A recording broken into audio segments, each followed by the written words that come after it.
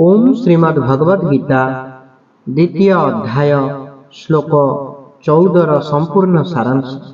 संबंध शरीर आदि अनित्य वस्तु निमंते जो शोक हुए ताहार निवृत्ति पाई कहउछन्ति। मात्रा स्पर्शास्तु कौन्तेय शीतोष्ण सुख दुःखदाः आगमापायिनो नित्या स्थितिक्षस्व भारत।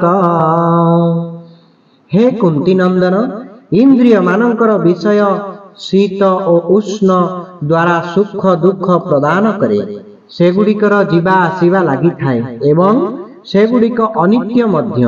हे भरत वंशोद्भव अर्जुन, तुमे से सबको सह्य कर। व्याख्या एठारे संदेह हुए जे एही 1400 और 1500 श्लोक पूर्वर 1100 रु 1300 पर्यंत एवं आगामी 1600 रु 30 पर्यंत श्लोक गुड़िकरे देही और देहर प्रसंग रही। तेबे मझिरे मात्रा स्पर्शर ए दुईटी श्लोक प्रसंग दृष्टि भिन्न किपरि आसिला। एहार साधना हेला जेपरि 1200 श्लोक समस्त जीवक नित्य स्वरूप कथा बुझाइबा पाई कौनसी कालरे जे मु नथिली ए कथा नुहे एपरि कही भगवान निजकु सेही जीवमानकर श्रेणी रे अंतर्भुक्त करिदेले। सेहीपरि शरीर आदि सकल प्राकृत पदार्थ को अनित्य विनाशी परिवर्तनशील बोली कहिबा पाई भगवान एठारे मात्रा स्पर्श कथा कहिछन्ति। तू नित्य तत्व ठारू देहादि अनित्य वस्तु गुड़ी को पृथक दर्शाइबा पाई एठारे तू पद प्रयुक्त होईछि। मात्रा स्पर्शा जहा द्वारा माप तौल करा जाए अर्थात जहा द्वारा ज्ञान हुए सेही अंतःकरण ओ इंद्रिय मानकर नाम मात्रा। मात्रा रे अर्थात इंद्रिय ओ अंतःकरण रे जहार संयोग हुए ताहार नाम स्पर्श। अतएव इंद्रिय ओ अंतःकरण द्वारा जेउ पदार्थर ज्ञान हुए सृष्टिर सेहीपरि सकल पदार्थ हेउची मात्रा स्पर्शाहा। एठारे मात्रा स्पर्शाहा पदरे केवल पदार्थ को काहीकि निया जीव, पदार्थर संबंध को काहीकि निया न जीव। जदि आमे एठारे मात्रा स्पर्शाहा पद द्वारा केवल पदार्थर संबंध को ग्रहण करिबा तेबे सेही संबंध को आग मापा इनह कहि पारिबा नाही। कारण संबंधर स्वीकृति केवल अंतःकरण द्वारा न होई स्वयं द्वारा हुए। स्वयं नित्य, तेणु सेतिरे हेउथुबा स्वीकृति भी नित्य भली होई जाए। जे पर्यंत स्वयं सही स्वीकृति को प्रत्याख्यान न करे से पर्यंत सही स्वीकृति अक्षुण्ण रहे। अर्थात पदार्थर वियोग हेले भी पदार्थ न रहिले भी सही पदार्थर संबंध रही थाए। मनेकर कौनसी स्त्री विधवा होई जाइछि किंतु 50 वर्ष परे मध्य जदि किए कही दिए जे ए अमुकर स्त्री तेबे से सचेतन होई जाए। एथिरु सिद्ध हेला जे संबंधी न रहिले मध्य तांक सहित स्वीकृत संबंध सर्वदा रही थाए। एही दृष्टिरु सही संबंध को आग मापा इनह कुहा जाई न पारे।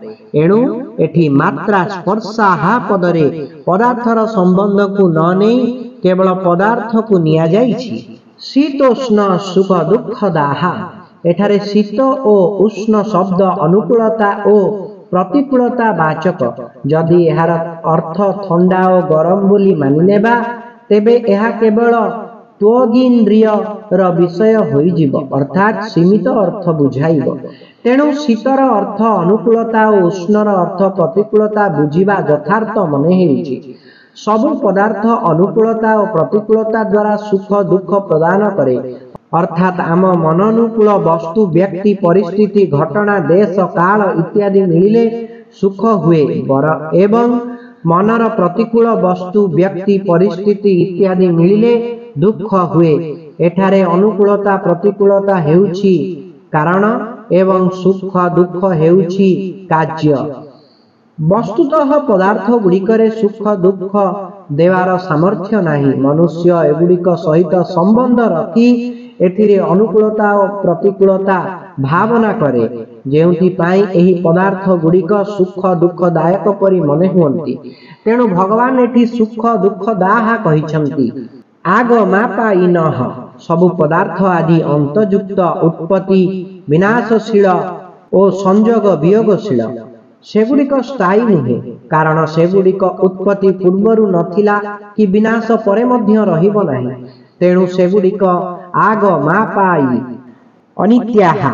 ଯଦି କେହି କହେ ଏସବୁ ଉତ୍ପତ୍ତି ପୂର୍ବରୁ ଓ ବିନାଶ ପରେ ରହେ ନାହିଁ ସିନା, ହେଲେ ମଧ୍ୟକାଳରେ ତ ରହୁଥିବ, ସେଥିପାଇଁ ଭଗବାନ କହୁଛନ୍ତି ଅନିତ୍ୟ ହୋଇଥିବାରୁ ଏହା ମଧ୍ୟକାଳରେ ବି ରହେ ନାହିଁ, ପ୍ରତିକ୍ଷଣ ବଦଳୁଥାଏ।